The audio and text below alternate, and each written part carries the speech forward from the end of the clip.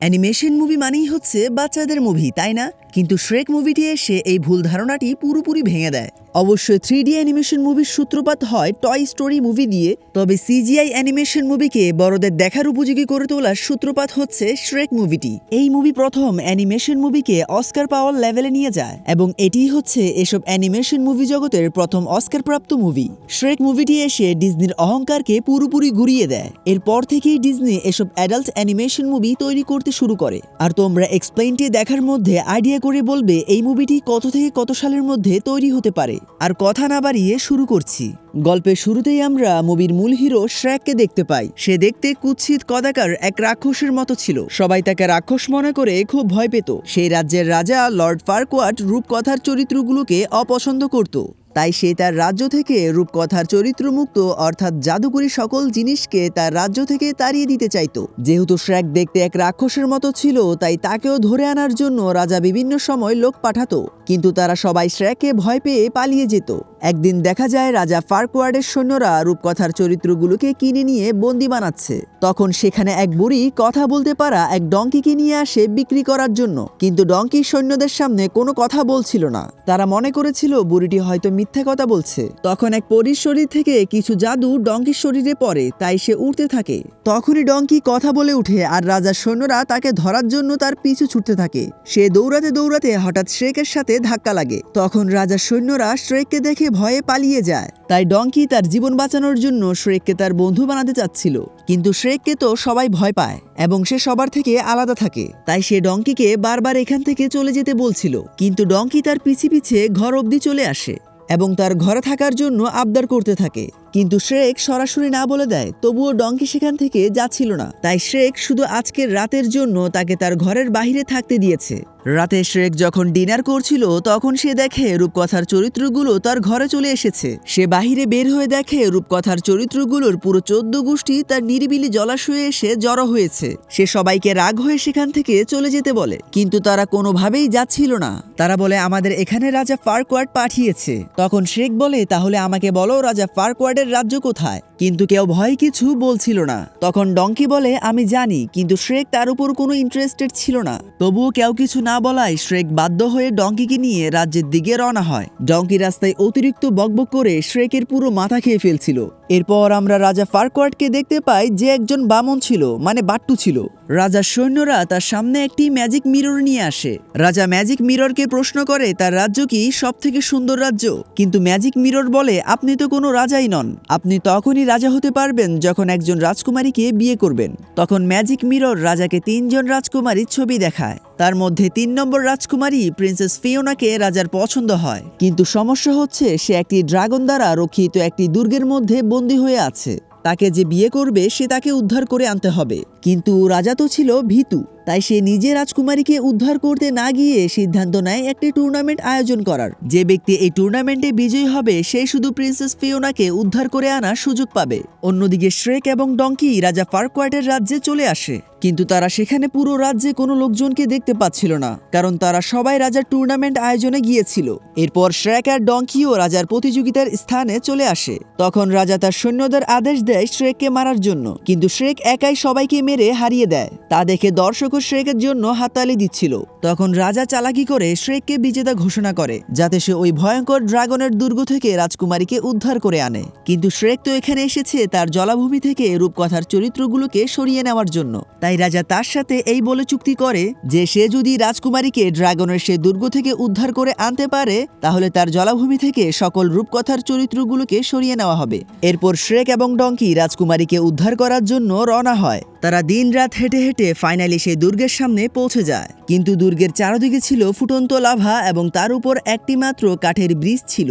Donkey ব্রিজটির অর্ধেক পথ যেতেই ভয় পেতে থাকে। তখন শ্রেক তাকে জোর করে কোনো রকম ব্রিজটি পার করে নেয়। তারা দুর্গের ভিতরে ঢুকেই শ্রেক ডঙ্কিকে বলে, তুমি কোনো উঁচু সিঁড়ি খুঁজো, কারণ রাজকুমারী এই দুর্গের সবচেয়ে উঁচু ঘরে আছে আর আমি ড্রাগনকে খুঁজছি। ডঙ্কি বলে, তুমি এগুলো কিভাবে জানো? শ্রেক বলে, এই গল্প আমি একটি বইয়ের মধ্যে পড়েছিলাম। ডঙ্কি কিছু দূর যেতেই ড্রাগনকে দেখতে পায়। তখন সে দৌড়ে শ্রেকের কাছে চলে আসে। শ্রেক তখন ড্রাগনের লেজ ধরে তার সাথে ফাইট করতে থাকে, কিন্তু ড্রাগন তাকে লেজ নাড়িয়ে দূরে ছুঁড়ে মারে, আর সে একটি উঁচু দুর্গের ভিতরে গিয়ে পড়ে যেখানে রাজকুমারী শুয়েছিল। আর এদিকে ড্রাগন যখন ডঙ্কিকে মারতেই যাচ্ছিল তখন ডঙ্কি ড্রাগনের সৌন্দর্যের প্রশংসা করতে থাকে। ফিমেল ড্রাগনটি তার প্রশংসা শুনে ডঙ্কির প্রেমে পড়ে যায়। আর এখানে রাজকুমারী তো মহা খুশি, কারণ তাকে বাঁচানোর জন্য এক বীর যোদ্ধা রোমান্টিক রাজকুমার এসেছে, যে তার প্রথম সত্যিকারের ভালোবাসা তাকে কিস করে এখান থেকে নিয়ে যাবে। আর শ্রেকের মুখও ঢাকা ছিল, তাই রাজকুমারী তার চেহারা দেখতে পায়নি। কিন্তু শ্রেক তো এখানে এসব কোনো চিন্তা ভাবনা নিয়ে আসেনি। তখন রাজকুমারী তার রাজকুমারের এমন আচরণ দেখে একটু হতাশ হয়ে পড়ে। এরপর শ্রেক তাকে নিয়ে দুর্গ থেকে বের হওয়ার জন্য দৌড়াতে থাকে। এদিকে ডঙ্কির প্রেমে হাবুডুবু খাচ্ছিল ড্রাগন, আর তখনই সেখানে শ্রেক এসে তাকে বাঁচিয়ে ড্রাগনের গলায় একটি শিকল পরিয়ে দেয়। তারা তিনজন তখন কোনো রকম দুর্গ থেকে বেরিয়ে আসে, কিন্তু ড্রাগনের গলায় শিকল থাকায় সে আর এগোতে পারে না। এরপর বাহিরে এসে ফিওনা তাদের থ্যাংক ইউ জানায় এবং শ্রেকের ফেস দেখাতে বলে, কিন্তু শ্রেক কোনোভাবেই তার ফেস দেখাতে চাচ্ছিল না। ফিওনার অনেক জোর করাতে শ্রেক তার ফেস দেখায়। ফিওনা তার ফেস দেখে হতাশ হয়ে পড়ে। তখন শ্রেক বলে, আমি তোমাকে বিয়ে করার জন্য বাঁচাইনি, আমাকে রাজা ফারকোয়ার্ড পাঠিয়েছে, সে তোমাকে বিয়ে করবে। ফিওনা বলে, তাহলে সে আমাকে কেন উদ্ধার করতে আসেনি? তাকে গিয়ে বলো সে যেন নিজে এসে আমাকে এখান থেকে নিয়ে যায়। ফিওনা কোনোভাবেই সেখান থেকে যেতে চাচ্ছিল না। তখন শ্রেক তাকে জোর করে কাঁধে তুলে হাঁটা শুরু করে। কিছু দূর যেতেই ফিওনা বলে, আজ রাতের জন্য আমরা কোথাও আশ্রয় নিতে পারি। শ্রেক বলে তার কোনো প্রয়োজন নেই, কিন্তু তবুও ফিওনা জোর করাতে শ্রেক একটি গুহা খুঁজে বের করে। ফিওনা তখন সূর্যাস্তের আগেই একটি গাছের বাকল নিয়ে গুহার ভিতরে ঢুকে তার মুখ বন্ধ করে দেয়। রাতে যখন শ্রেক আর ডঙ্কি গল্প করছিল তখন ফিওনা তাদের কথা লুকিয়ে শুনছিল। ডঙ্কি তখন শ্রেককে বলে, আচ্ছা বলো তো, তুমি কেন সবার থেকে আলাদা হয়ে একা থাকতে চাও? শ্রেক বলে, আমি কারো থেকে আলাদা থাকতে চাই না, সবাই আমার থেকে দূরে দূরে থাকে, আমাকে সবাই রাক্ষস ভাবে, আমার সম্বন্ধে না জেনেই সবাই আমাকে ঘৃণা করে, তাই আমি সবার থেকে আলাদা থাকতে চাই। তখন ফিওনা শ্রেকের কথাগুলো শুনে বুঝতে পারে যে শ্রেক আসলে ভালো মনের।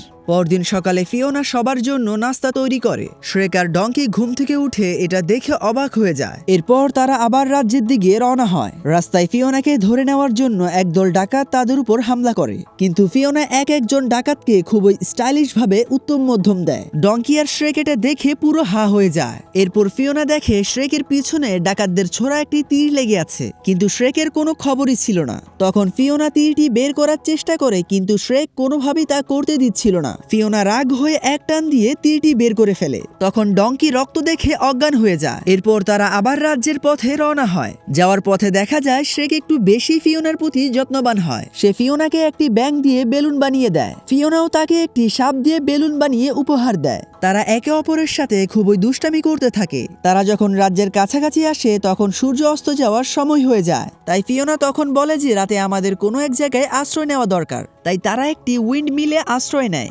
সন্ধ্যাবেলায় শ্রেক সবার জন্য খাবারের ব্যবস্থা করে। এত দূর অব্দি এসে ফিওনা এবং শ্রেক একে অপরকে ভালোবেসে ফেলে। তাই শ্রেক তার মনের কথা ফিওনাকে বলতেই যাবে, কিন্তু তার সাহসী কুলাচ্ছিল না। তখনই ডঙ্কি এসে বলে সূর্য অস্ত যাওয়ার সময় হয়ে গিয়েছে। তাই ফিওনা তাড়াতাড়ি করে উইন্ড মিলের ভিতরে চলে যায়। তখন ডঙ্কি শ্রেককে বলে, তোমাদের মধ্যে তো কিছু একটা চলছে, তাই না? তুমি তোমার মনের কথা ফিওনাকে বলে দাও। শ্রেক বলে, এটা কিভাবে সম্ভব হবে? আমি একজন রাক্ষস আর সে একজন রাজকুমারী। এরপর রাতে ডঙ্কি ফিওনার সাথে এই বিষয়ে কথা বলার জন্য উইন্ড মিলের ভিতরে যায়। তখন সে সেখানে একটি রাক্ষসীকে দেখতে পায়। ডঙ্কি মনে করেছিল রাক্ষসী হয়তো ফিওনাকে খেয়ে ফেলেছে, তাই সে চেঁচিয়ে শ্রেককে ডাকতে থাকে। কিন্তু রাক্ষসী ডঙ্কিকে বলে, তুমি চুপ করো, আমি হচ্ছি রাজকুমারী ফিওনা। ডঙ্কি বলে, আপনি তো কিছুক্ষণ আগেও ঠিক ছিলেন, তাহলে এখন এমন কেন হয়ে গিয়েছেন? তখন ফিওনা বলে, আমি অভিশপ্ত, আমাকে ছোটবেলায় এক জাদুকরী জাদু করে দিয়েছিল, তাই দিনের বেলায় আমি ঠিক থাকলেও সূর্যাস্তের পর এক ভয়ঙ্কর রাক্ষসীতে পরিণত হয়ে যাই।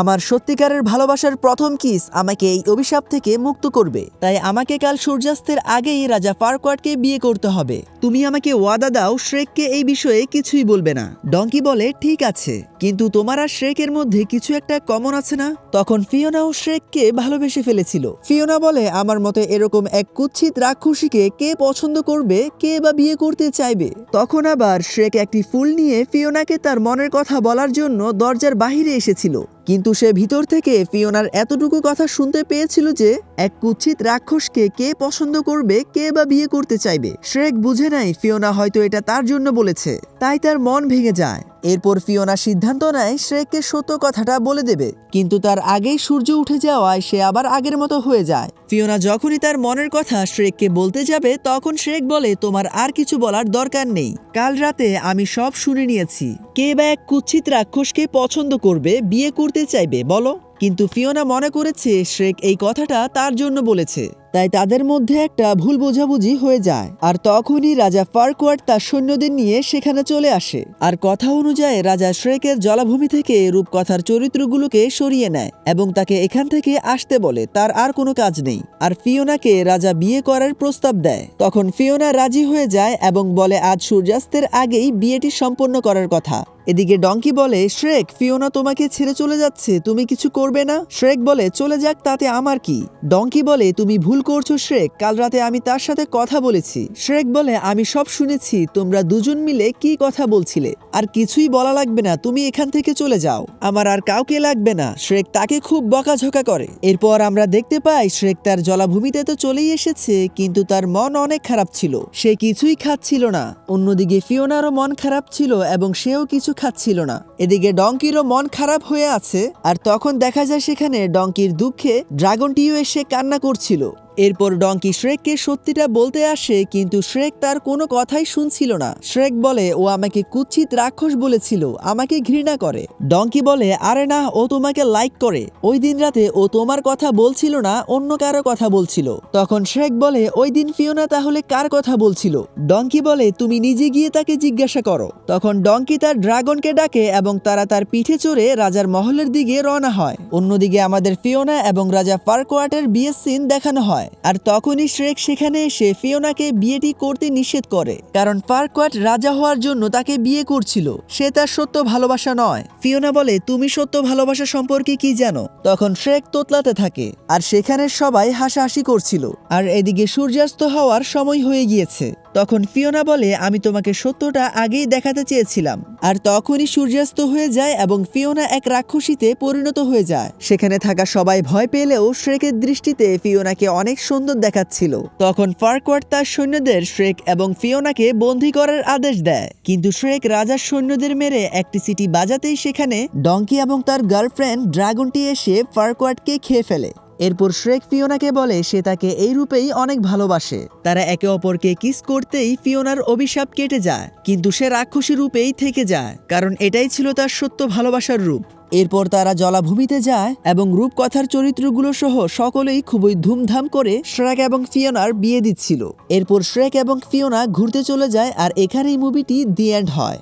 তখনকার আমলে এই মুভিটি সিজিআই সবার পুরো হোশ উড়িয়ে দিয়েছিল।